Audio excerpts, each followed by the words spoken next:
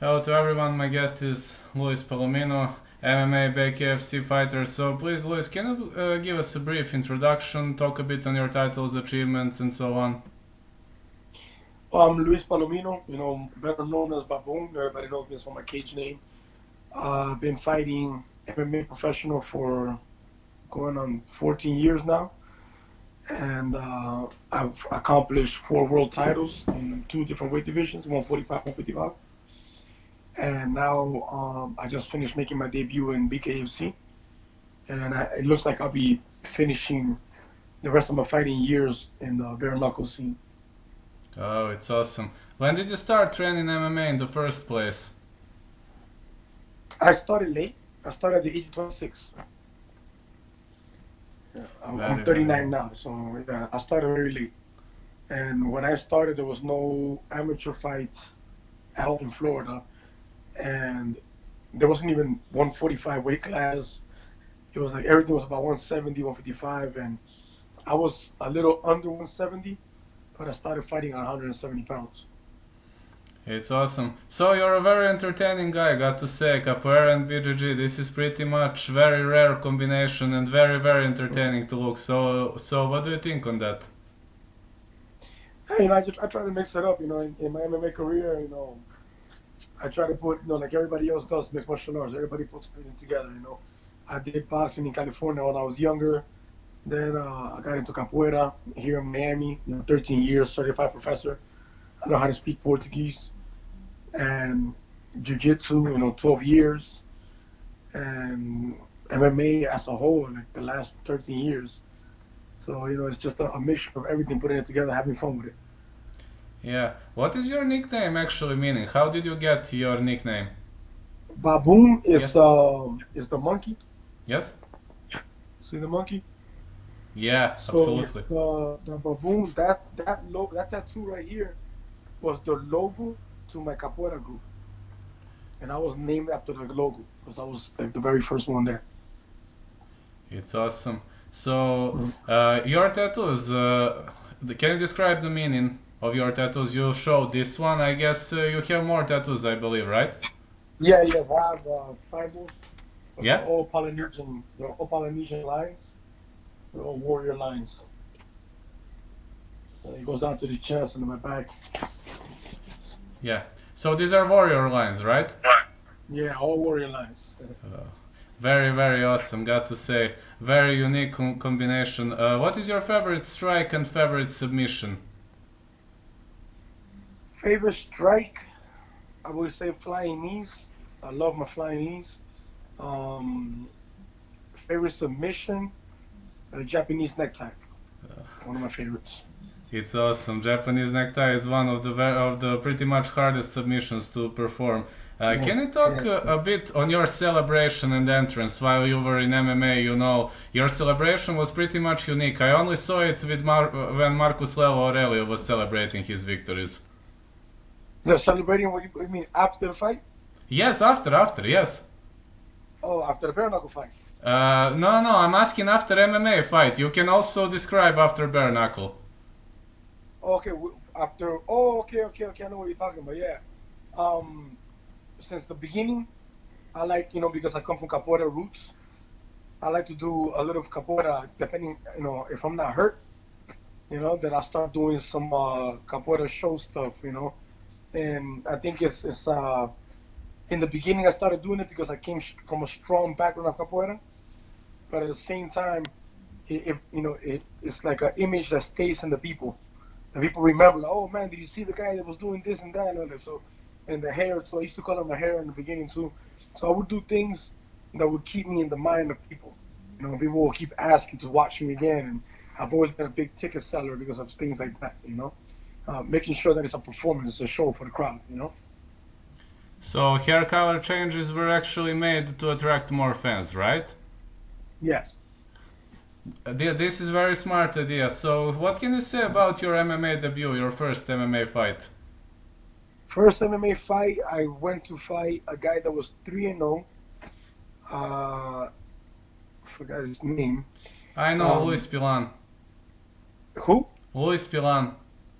Yes, yes, him. Yes, yes. He was 3-0. It was my debut, and to me, it was just like I was very raw out of the street. So to me, it was just a street fight.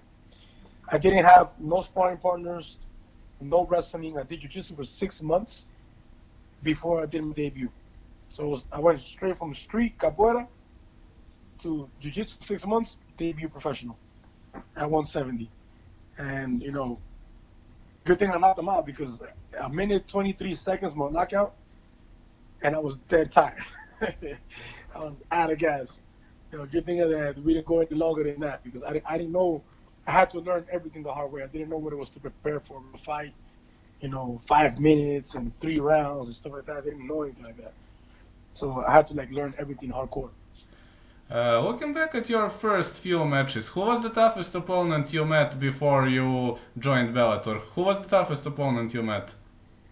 Before Bellator, toughest opponent. I have a couple of them because mentally, JC Cavalcante was tough for me because JC Cavalcante is younger than me, but he was already a world champion. He had won the Grand Prix in Japan. He was a black belt jiu-jitsu before I started doing jiu-jitsu. He was very good striker, very good jiu-jitsu, very good everything. He was a world champion, recognized, all over the world. And I fought him. When I fought him, nobody had finished him in an 8-year career, and I knocked him out in the second round. So that mentally was a tough fight. Physically, I would say James Warfield, which was my 5th belt for CFA here in Florida. I was the champion at 145, and I went up to 155. And James Warfield was a very scary striker. He had 16 knockouts. He was very big. He was a big 155er. And as a matter of fact, he was so big, he didn't make weight. So he ended up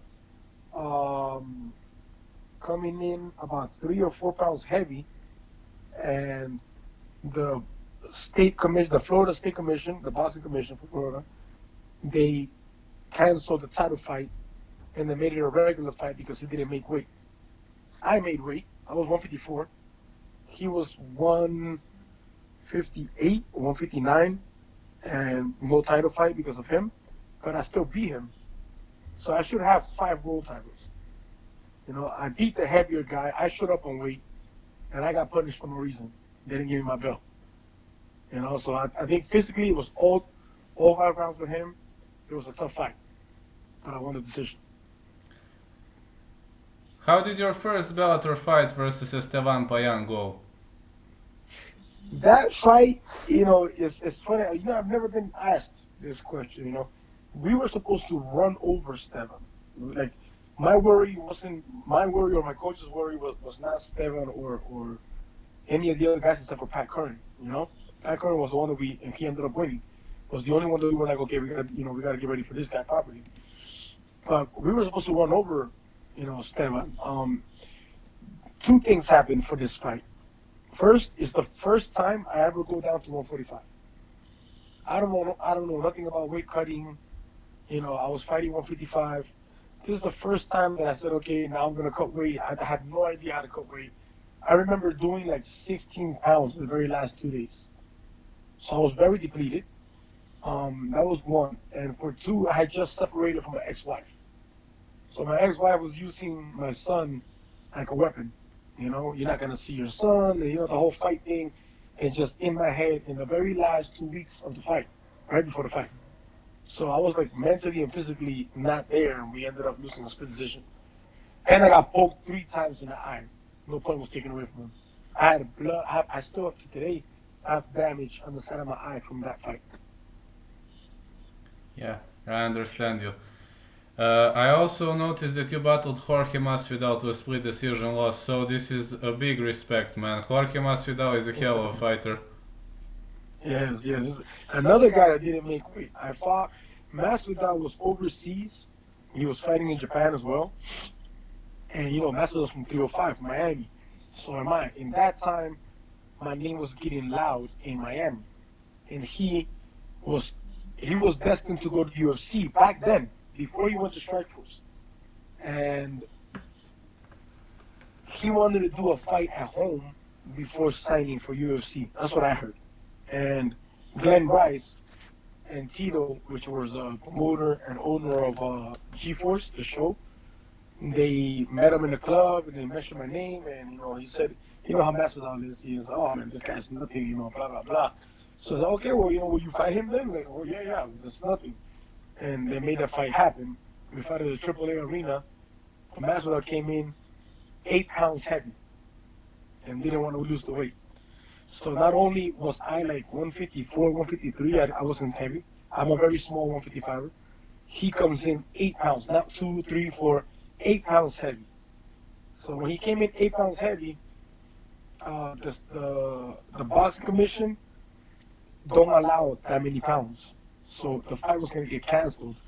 And one of the commissioners approached me and told me, look, if you don't agree to change the contract and give away 2 pounds where he's only 6 pounds heavy, and you can negotiate those pounds, then the fight won't happen because we can't allow it. So I had to re-sign a contract giving him 2 pounds for free. So instead of 155, we signed at 157. But he still was 6 pounds heavy. And he didn't want to lose the weight. So the commission said, no, he's going to have to either, because he didn't want to lose the weight, and he didn't want to pay me for the weight either. So, we're back with the commission. The guy's in the weigh-in is drinking water, like, he don't care, And the commission said, no, he's either going to pay you for the weight difference, or he's going to lose the weight, or we're going to suspend him for a year. He's not going to be able to fight, to make an example out of him. And that's what happened. He ended up paying me for being overweight. So not only did I beat him and I won the decision, but I also made some extra money. So it went out very well for you. What can you say about Yves Edwards? The English guy, Bellator 24. Yves Edwards? Yes. Man, I've always been a fan of Yves Edwards. I was a little starstruck when I fought him, because I like Yves Edwards. And I love, he's a striker, and I love strikers. And when I fought him, I believe I was winning the fight, but his experience is what beat me, because I was winning the fight, right? Yves Edwards stands up with everybody. Next thing you know, the striker that I've been watching all these years is trying to take me down and wrestle with me. So the first round. But he has never taken anybody down. He never does that, right? Okay, so the first round, second round, we're going to war. And in the third round, he just took me down and just held on to me. And they gave him the fight. I think it was a smart move on his side because he secured the fight. But I was like, really? Like, I thought we were gonna go at it, But yeah, man. I He don't did a know. smart move. This is the first time I hear that Yves Edwards tried to take somebody down. Nobody has ever told me something like that, nor I have seen him doing this, and I watch every single UFC card. I haven't seen him doing this, but okay, everything happens. Yeah, hey, one day I'm gonna look for that video. He was trying to take me down the second round too, but in the third round he got to stay down. He was not eating up. He was staying right there, even though he wasn't doing no damage. He was staying right there. Yeah. I think it was a smart move from him, from his experience. Yes. He will fight. Yeah, definitely. Explain me just one thing. Daron Cruickshank is a Taekwondo black belt, and you head kicked him. How did you do this? Yeah, that was beautiful. Man, we drove to Michigan for that title fight, also for G-Force, the same show that I fought Masvidal in. And the guy was dangerous, man, but we practiced that high kick so much, because he's southpaw. Yes. He changes the southpaw. So we were waiting for that, and I saw the timing right there, the opportunity, and boom, it landed. But yeah, we practiced that kick a lot, specifically for when he changed his stance, and it played out just right. Great. You knocked out Charles Crazy Horse Bennett. So Charles Bennett was knocked out many times, but I especially liked your knockout. So can you please tell me how did you do it? I've seen it, but can you tell it for the fans, please? So man, another guy that it was supposed to be like a crazy war because everybody knows I'm a fan of Charles Bennett, man. Like have you seen this guy's videos in Japan? The guy's hilarious. I would just watch him and laugh and enjoy the fight because he's explosive, he's a striker, he's funny as hell. When it came to fighting him, if you notice in the fight, I walked out with the white shorts, with the black belt because I just received my black belt. But a week before the fight, I tore my MCL. The fight was supposed to be at 145, and I tore my MCL. It was a partial tear, it didn't tear completely. And I couldn't walk, so I couldn't run to lose the weight or anything. It was like a week and a half. And for that fight, I had to literally sit down on the bench, tied up to the bench, and do mid works on the bench. So I had to do mid work on the bench, sitting down, and I would spar sitting down, tied up to the bench with people. And a lot of it was hook, hook, hook, straight, hook, hook. When I went to go fight with him and he felt the low kicks hurting him, he got really mad. He went forward. When he went forward, I caught him with that left hook. That left hook put him away. That was a nice knockout. Yeah, very tough knockout too. You fought Justin Gaethje on 2 occasions, so many people say that Justin Gaethje is the toughest 155er. What do you think about that? I definitely think so, man. When we first met, they asked me that question, do I think that he's a third? I know. After we fought, yeah, this guy's tough, man. I hit him with everything. I hit the guy with everything. I would just recover and just keep coming back. And the second fight that we had, the first fight I wasn't so conditioned. I gassed. I was just fighting out of heart, The second fight I was better conditioned, and he couldn't catch the low kicks. Like in the first fight, if you see the very first fight, we both throw a low kick at the same time. The very first thing that happens in the first round, we both throw a low kick. But his chin connects on my ankle. So my ankle was swollen, huge. So I couldn't use my low kick anymore. So later on down the fight, he noticed that his low kicks were going in. I can't check my kicks. I can't put my weight on my right leg, So he ended up eating at me with the low kicks. And he finished me through there.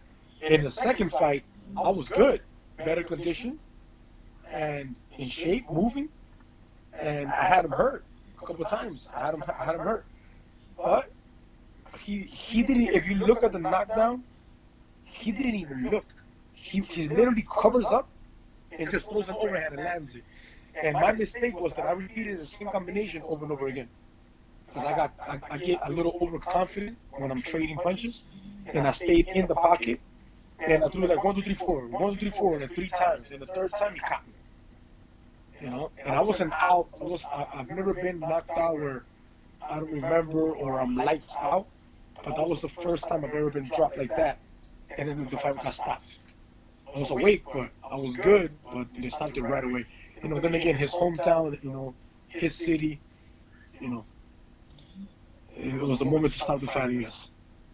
Yeah, I guess so. Your WSOF knockout versus Luis Gonzalez was also super entertaining high kick, right?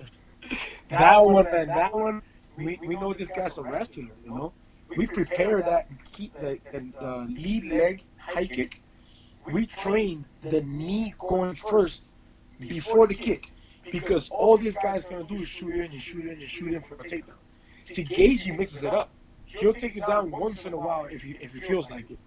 But this Luis Gonzalez guy's a pure wrestler.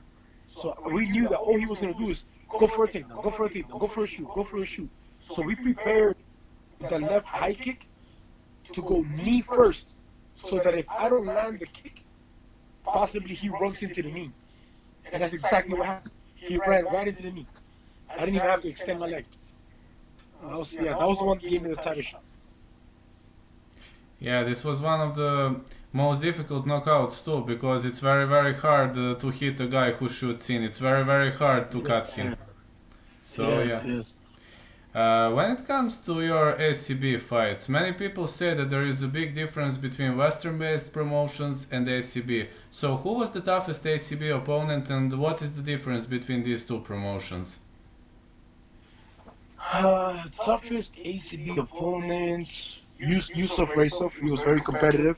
very complete. Um, when I fought Yusuf, the same knee that I tore my MCL, I tore my PCL. It's been going on for a while. It's a bad knee, and I had a third-degree tear of the PCL just weeks before the fight. I shouldn't have fought, but I still fought. We gave such a good fight. They gave us 10K fight of the night bonus, even though I lost. You know, and it was a decision. He got some good takedowns in there. I would say the toughest would be him because of his complete arsenal. You know, the wrestling, the kicking, the boxing. Very well conditioned, very hungry, big guy. Yusuf is really big. Difference between promotions. I don't, other than being in a foreign country, I don't see too much of a difference. It's an MMA fight, you know. The organizations are both very professional, whether you compare it to Bellator or World Series of Fighting, which is not PFL. The organizations are very professional. Um, the only difference is that you're in a different country, which is fun to me because I like traveling.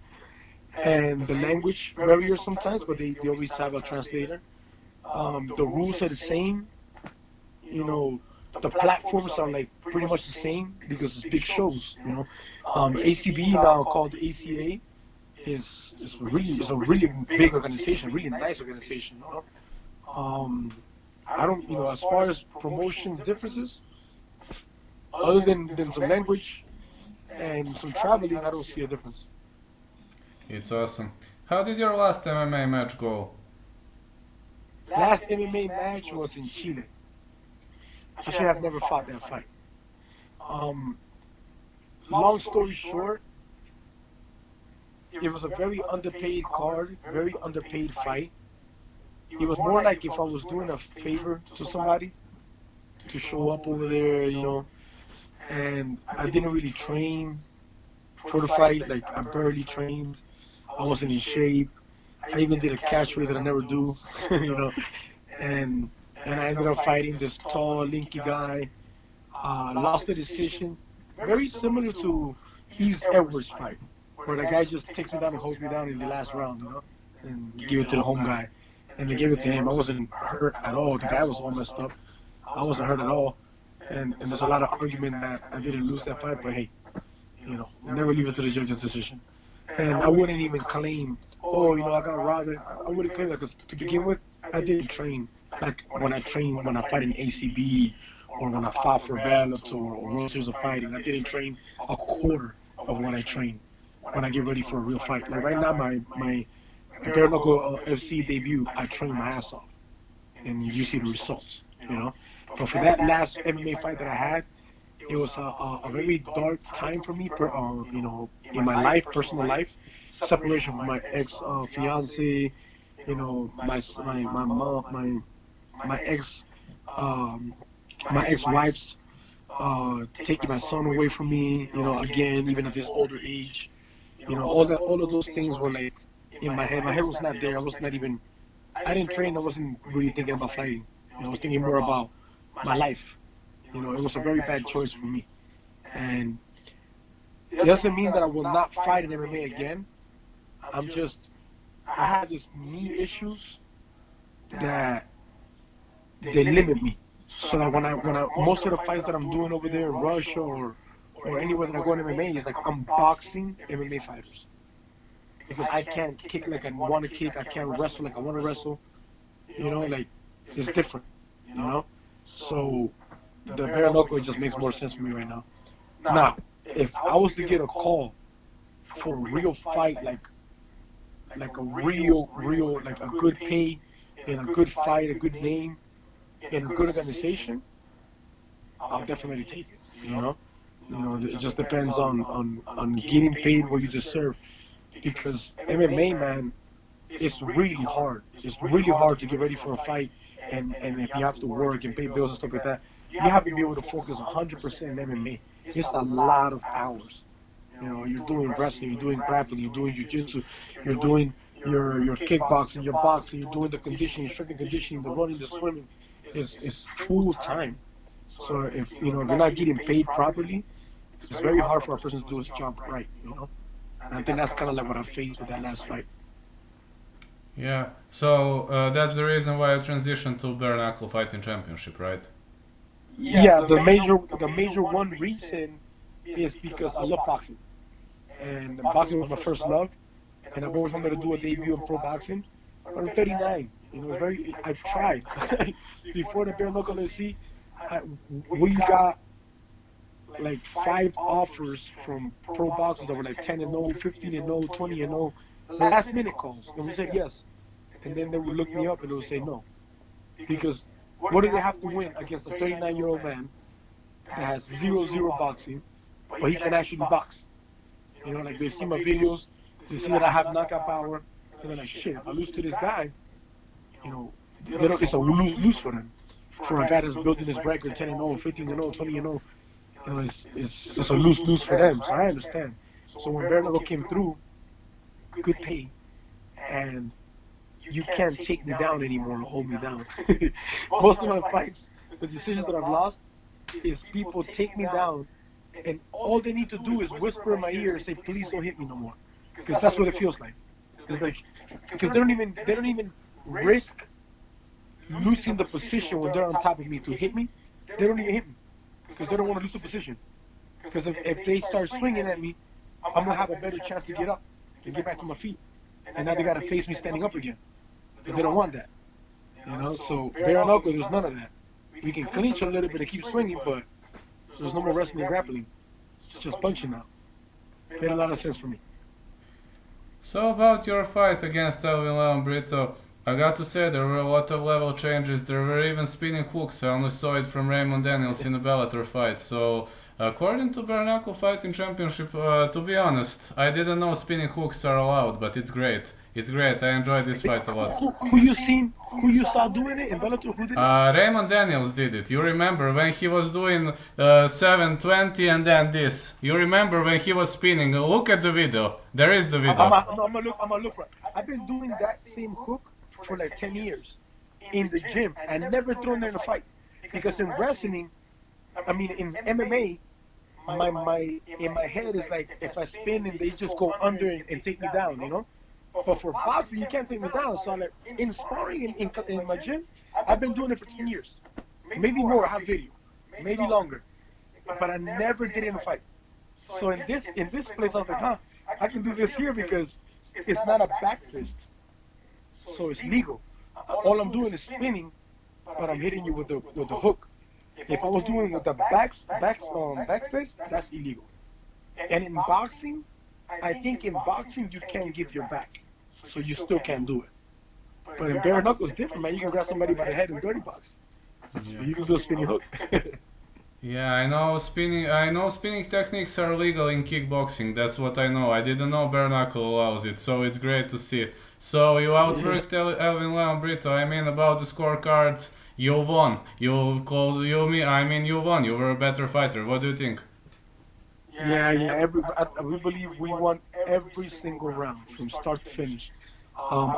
As much as I wanted to do my debut with a knockout, Brito, if you see the fight, he put his head down in every exchange, and it was almost like he was doing it purposely. It was almost like you could tell that he does that normally, that he goes down like this, but you could tell that he was doing it more because he's already fought like 3 times before me in bare knuckle. So I think he was doing it more like to hurt my hand, you know. And when in the second round I do a flurry and I let go a lot of punches, and I felt the top of his head with my left hand, and that's when I said I know I have to change something, and I started attacking the body. So I started mixing it up with the head and body, head and body, head and body. Because if I keep going just head, there's too much chance of hitting the hard parts of the head, and it could have took out one of my hands, maybe both. But it was a fun fight. Yeah, I guess so. You mentioned your bare knuckle celebration. So you mentioned this in the beginning of this video. So would you like to talk about that? Yeah, it's the celebration was kind of like more the excitement. It's been 6 years since I fought here in my home. I've been traveling, fighting everywhere else, and 6 years since like my family and my friends and the fans that always scream my name. I started here. I was a big seller here, and having everybody there, man, it was just. I think it was more of an excitement of that, being able to perform for my crowd all over again, fighting in my backyard again. It was just it was a great experience to have to feel that again. It was beautiful. I hope we will watch you soon at Bare Knuckle Fighting Championships. And would you like to add something, maybe great sponsors or? Yeah. Thank you first of all for having me, and thank you to all the sponsors that backed me up since day one. I'm not gonna name them all right now. I'll just leave somebody out. They know who they are. Thank you so much for everybody that backs me up, fans, friends, and family, and sponsors. Thank you. Thank you so much. I will publish this video tomorrow, just to know. Need to make it, Contagious Studio need to make it. But no worries, I will tag it, I will make it tomorrow and I will publish, I will tag you so you'll see how it looks. It will be a great one, I can bet on that. Thank you so much for being my guest, Luis. Thank you, man.